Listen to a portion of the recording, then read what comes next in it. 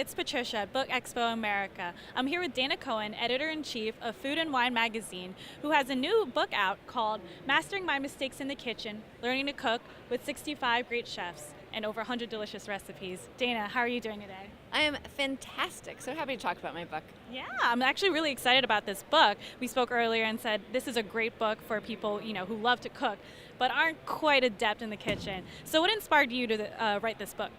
Well, I have been the editor of Food and Wine for 20 years. I know so much about food, and I realized I was missing a fantastic opportunity to actually learn how to cook. I know the greatest chefs in the world. I have the worst skills imaginable in the kitchen.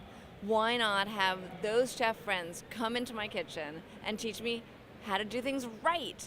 And so that's the motivation, and that's what we did. So I took my favorite recipes, and I confessed my most hideous mistakes. They didn't laugh at me. They were so nice, and they told me how to avoid them in the future. Awesome. Yeah. So about those mistakes, can you tell me one of those hideous mistakes that you had in the kitchen?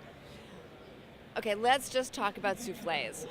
I thought that I was going to have this dazzling, fabulous date with this guy that I was interested in, and it was the 1-year anniversary of our relationship, and I know a lot about design, something about design, so I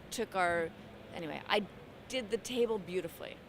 I chose a souffle. I thought it was romantic. It's for two, but I'd never made one before. Don't ever do that. That's my advice to you. Don't make a dish that you've never made before, particularly if it involves eggs, ovens, and souffles. So it came out of the oven. It was flat as a pancake. It tasted like an omelet, and it was really embarrassing. And this guy was like, "I think it's pretty good," and I was like, "No, it's actually awful." And he's like, "No, I think it's pretty good." So I married him, never made another souffle until I just decided with this book, I'm going to figure it out. I'm totally going to figure it out. So I went to Jacques Pepin, one of the greatest chefs in the entire world, a French chef who's made more souffles than, I've probably days I've walked on this earth. And he taught me the trick, which is you use some cream cheese and it makes it all better.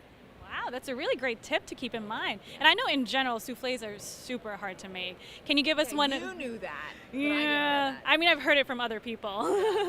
Well, so what's one tip you can give to your readers about cooking that you learned in the process of making this book? Well, one, just thinking about, I made an udon noodle soup, and it didn't have a lot of flavor when I made it. And in fact, I made it for a party for my daughter, and she didn't even finish it.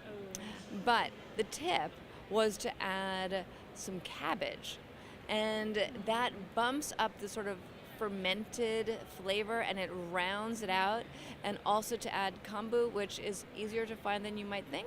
But the real thing was just a little cabbage, just a little fermented vegetable, and all of a sudden you've got a really rich stock. Yeah, and it sounds like it's these little tips that kind of liven up your dish. So what's one of your favorite recipes from that you wrote about in this book? I think one of my very favorite recipes is a steak au poivre.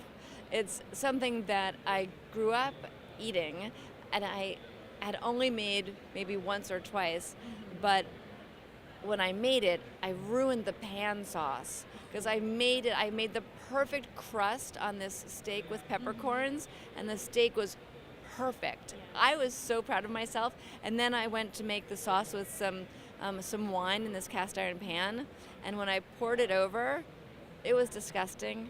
Another tip: never, ever use red wine in a cast iron pan. I'm sure. We're learning a lot in this interview right now.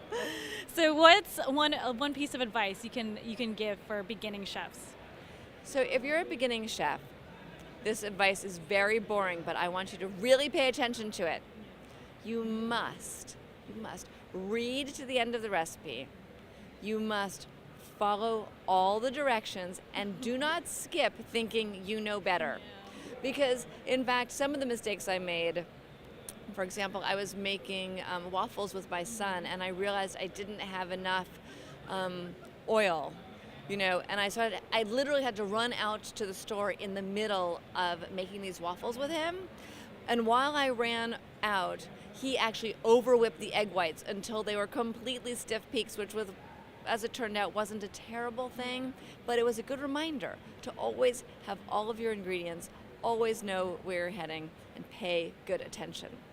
Awesome. These are some great tips you've had so far, and I know I'll definitely value the tips given in this book and the recipes as well. Thank you so much for your time, Dana. Thank you. I'm looking forard to the book. Thanks. I hope you enjoy it. Yeah, I will.